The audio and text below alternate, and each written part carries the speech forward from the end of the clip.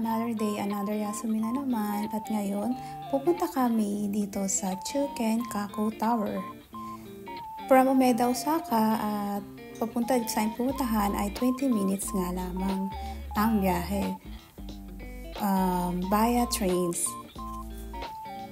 So ito na nga, nakikita na namin yung Chukenkaku at papunta na kami doon. Ayan. Alas 6 na nga pala yan ng hapon. Ayan, at kung makikita nyo, ang daming restaurant dito. Ayan, tsaka mga stores na nakapalibot dito sa tower na ito. Isa nga pala ito sa pinaka-tourist attraction dito sa Osaka. At itinayo ito noong 1912, kaya tinawag itong oldest tower in Osaka.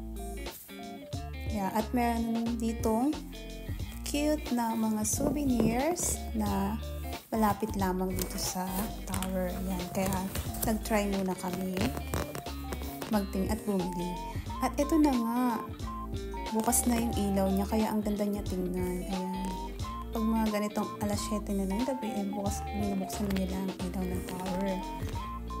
Ayan, naglalakad nga kami niyan. Ini-enjoy namin yung street. Sabi niya dito ay meron itong 50 stores and restaurants at 130 meters long street na pwede mong lakaran. Kaya naghahanap na nga kami ng kakainan nito ng mga time na yan. At sa unang restaurant na aming pinuntahan, chinek muna namin kung anong mga pwedeng kainin. At dahil gutom na nga kami, parang di namin kaya na mag-wait kasi yung food nila doon ay kailangan lutuin mo pa. Ikaw magluluto. So, dito kami, may nakita kami isang restaurant din na mukhang masarap siya. Ayan. Kaya itatry namin siya, guys. Ayan. Ito na, finally. May nakita na kami restaurant. Ayan, pumasok na nga kami dyan.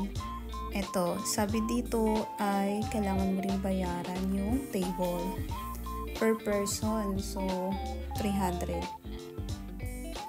Hindi pa kasama yung aming order doon. Ayan, lumipat kami ng table kasi sa kabilang table, 4 lang ang pwede. Dito ay binili kami ng isang option na pwede dito ay 5 hanggang 6. At ito na nga yung order ng kasama ko. Yun. At ang order namin lahat, ayan.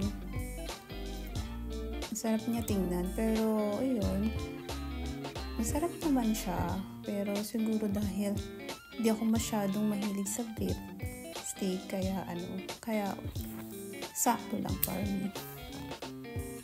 Ayan, ito na nga, habang taas namin kumain, nagpalakad-lakad muna kami, parang bumaba yung aming kinain.